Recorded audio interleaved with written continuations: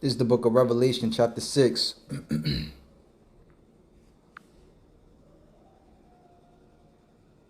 verse 4. And there went out another horse that was red, and power was given him that sat thereon to take peace from the earth, and that they should kill one another. And there was given unto him a great sword. This is the book of Genesis, chapter 36.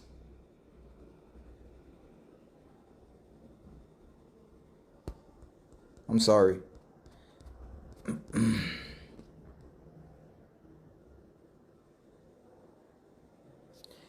Chapter 25, Genesis chapter 25, verse 30. And Esau said to Jacob, Feed me, I pray thee, with that same red pottage. For I am faint, therefore was his name called Edom. Edom meaning red. This is Genesis chapter 27, verse 40. I'm sorry, chapter 27, verse 38. And Esau said unto his father, Hast thou but one blessing, my father? Bless me, even me also, O my father. And Esau lifted up his voice and wept. And Isaac his father answered and said unto him, Behold, thy dwelling shall be the fatness of the earth, and of the dew of heaven from above. And by thy sword shalt thou live, and shalt serve thy brother. And by thy sword shalt thou live, and shalt serve thy brother. I want to give all praises, honor, and glory to Yahweh, Ba'ashem Yahweh Shai, Ba'ashem Rakakwadash, for allowing me to do another lesson. Yahweh is who the world ignorantly calls God.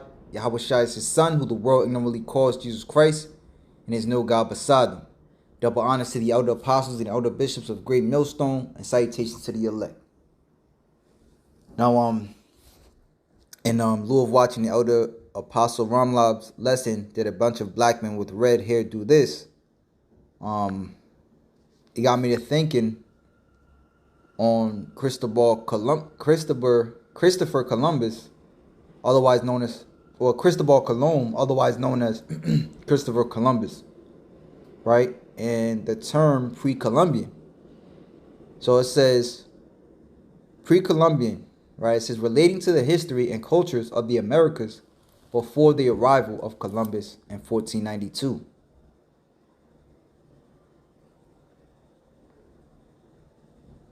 This is from the Khan Academy.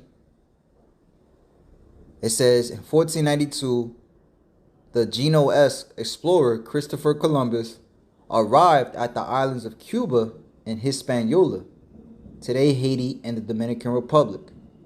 Mistakenly thinking he had reached Asia, Columbus's miscalculation marked the first step in the colonization of the Americas, of what was then seen as the New World, which that's bullshit. He knew good and well what he was coming over here for, right? And he knew good and well where he was going. Incorrectly referring to the native inhabitants of Hispaniola as Indians, which means savage, under the consumption that he had landed in India, Columbus established the first Spanish colony of the Americas. Pre-Columbian thus refers to the period in the Americas before the arrival of Columbus.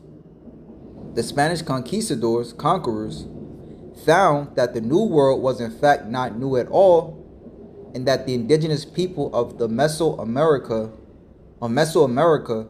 had established advanced civilizations with densely populated cities and towering architectural monuments such as Teotihuacan, as well as advanced writing systems.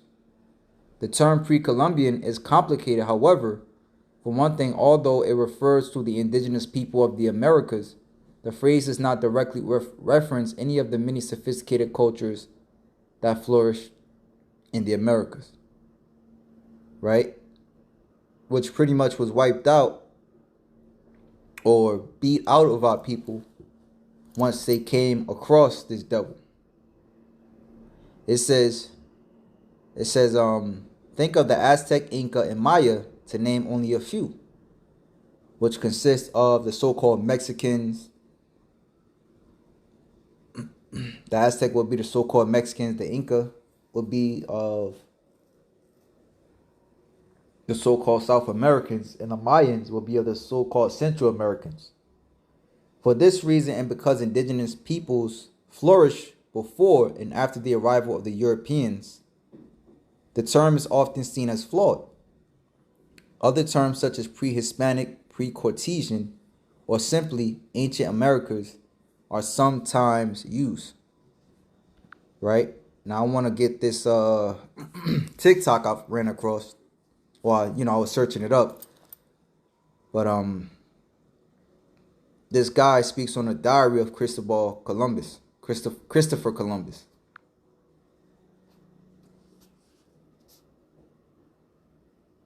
And Salakia, bear with me. You need this if you hate. All right, here we go. Violence. On October 12, 1492, Columbus and his people spotted land. As they got closer to the land, the inhabitants swam out to meet them and trade with them. Columbus wrote of them in his journal, saying, "It appears to me that the people are ingenious and would be very good servants, and I am of the opinion that they would very readily become Christians, as they appear to have no religion. They very quickly learn words that are spoken to them. If it please our Lord, I intend at my return home to carry 6 of them to your highness." Basically saying, they seem really simple. I'm going to kidnap 6 of them and take them back. At this point, it's estimated that there were hundreds of thousands of the Taino living in the area. Right, and when you watch the movie, because it's actually a movie going into somewhat of, of course they glorify the man, but it goes into Christopher Columbus and his life, pretty much trying to get permission from King Ferdinand and Queen Elizabeth, to be able to make the voyage over here.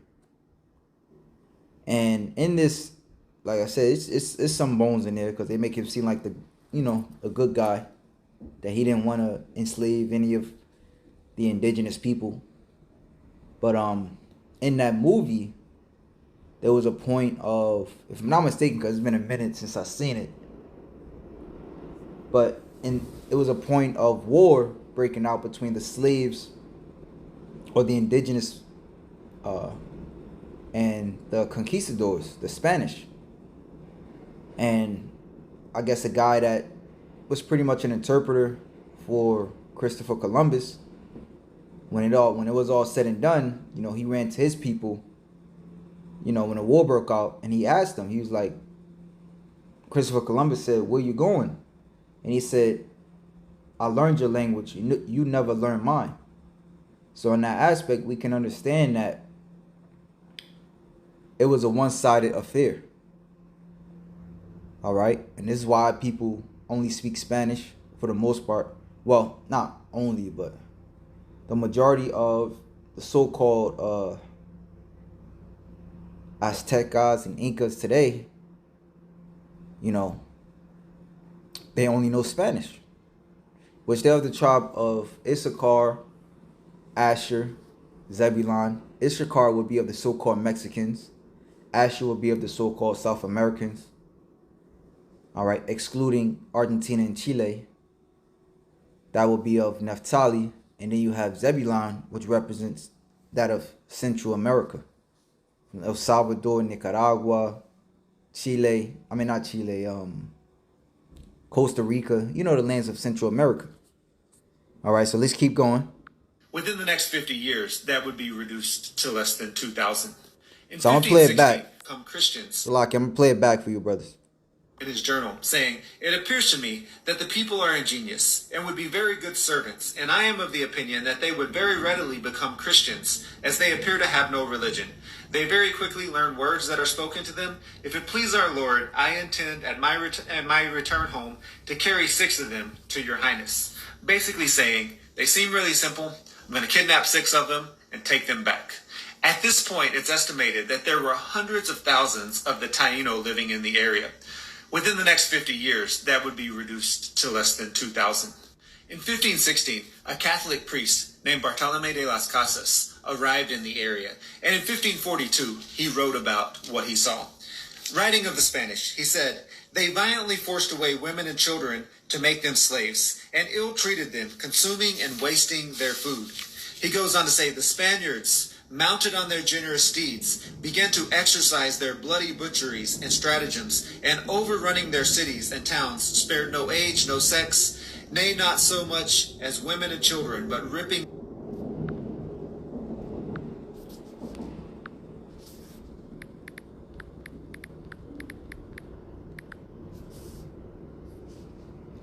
This is Deuteronomy chapter 28, verse 50.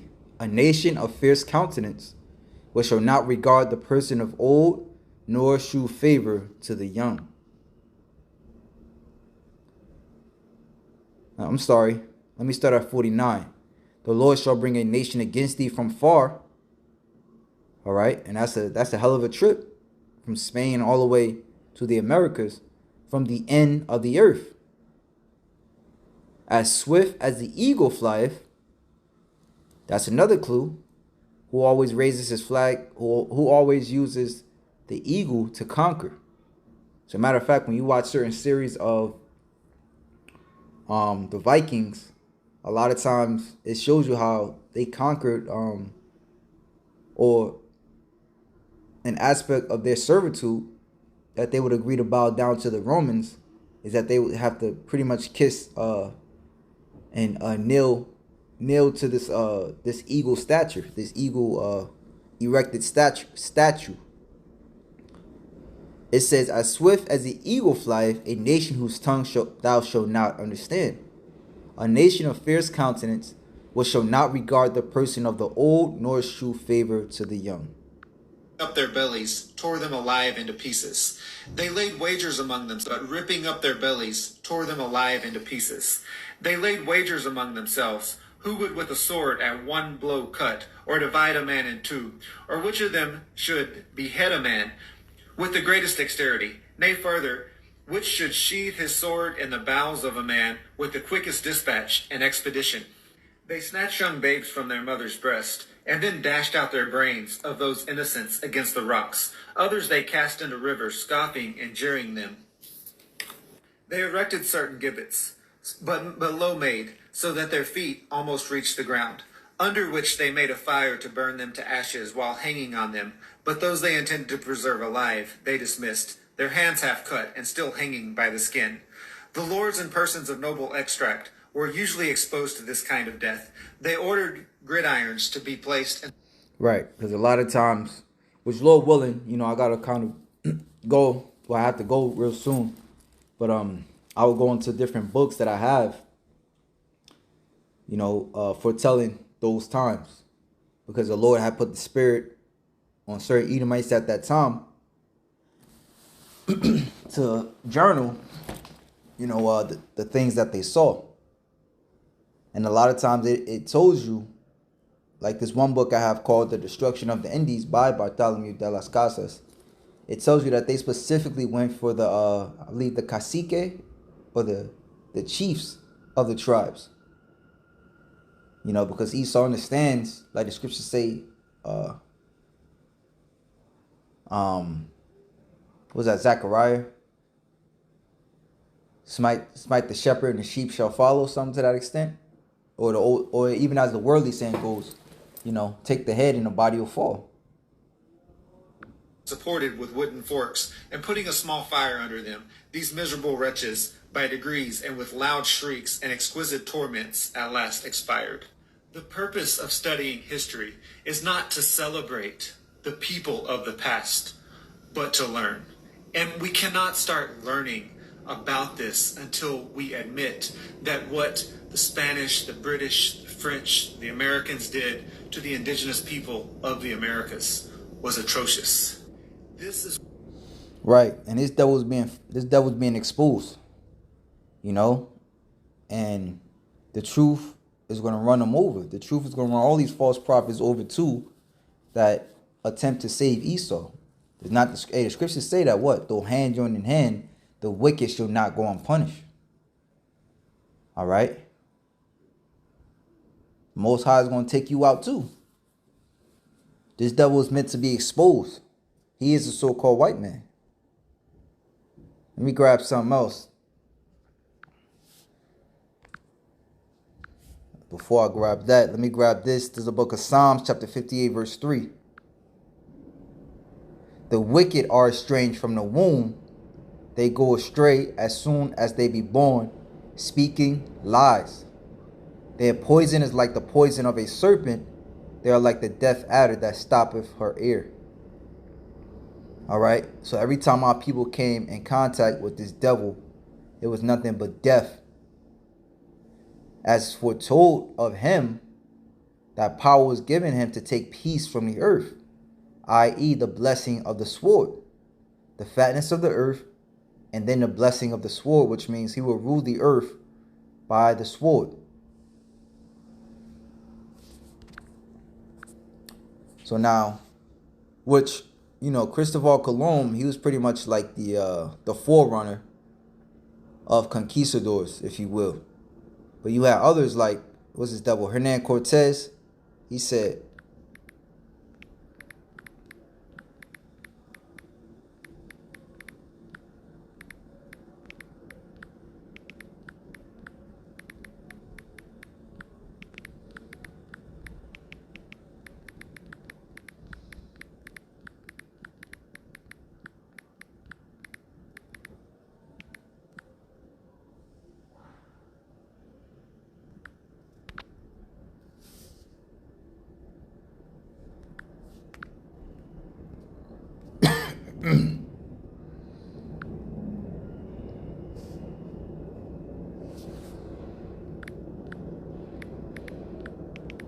Lord willing, it comes through, because now you see the phone want to act stupid.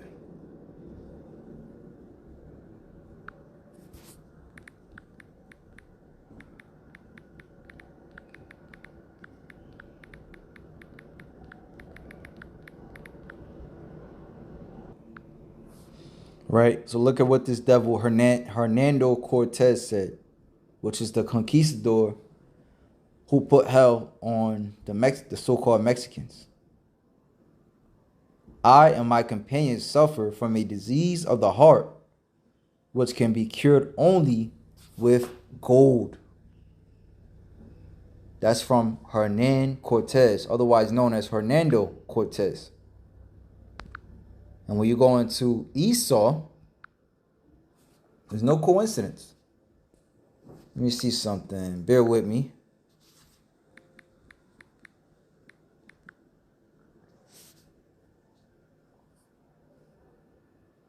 This is Genesis chapter 36, verse 1. Now these are the generations of Esau, who was Edom. Esau took his wives of the daughters of Canaan, Adah, the daughter of Helon, the Hittite, and Aholibama, the daughter of Anah, the daughter of Zibeon, the Hivite, Bashemath, and Bashemath, Ishmael's daughter, sister of Nebajoth. And Adah bare to Esau Eliphaz, and Bashemath bare Revel. Right? And what's Esau's? Because in the Bible, men name their children based upon the events that happened to them at the time. For example, Sarah, you know, when the angel told her she would have a child, she laughed. Therefore, her name was called Isaac or Yatazak. You know? Or, who was it? Joseph? Was it Joseph?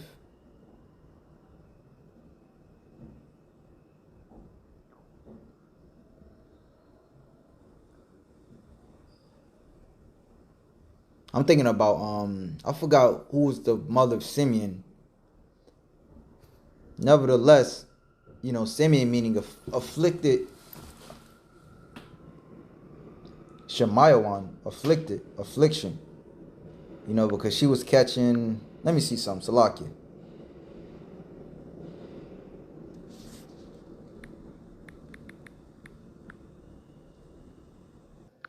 Right, so Leah, right, she named her second son Shemayawan, which means he hears my affliction, because pretty much she was catching hell at the time. Right, she was catching hell at the time. Jacob wasn't really showing her too much attention. He was more into Rachel. All right. So for the Lord, what he did for her was he made Rachel barren and Leah fruitful. Right. Nevertheless, she was afflicted because, the spirit of, he probably wasn't showing her too much love, or he just wasn't as hot for her as he was for Rachel. All right. So the point being is that names meant something. That's what I'm trying to say. And Esau, he just had the hots for money, as he always does. Whereas his son's name is Eliphaz, or Allah Payas, or Allah Paz. I'm sorry, Allah. That would be Eli, which means Allah, and then Paz, which means my God is gold. Right? So we understand that these are Esau. This is Esau.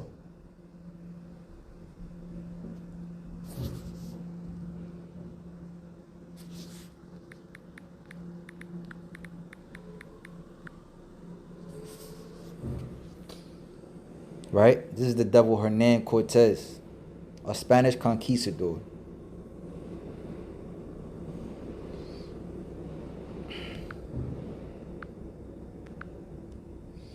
Right?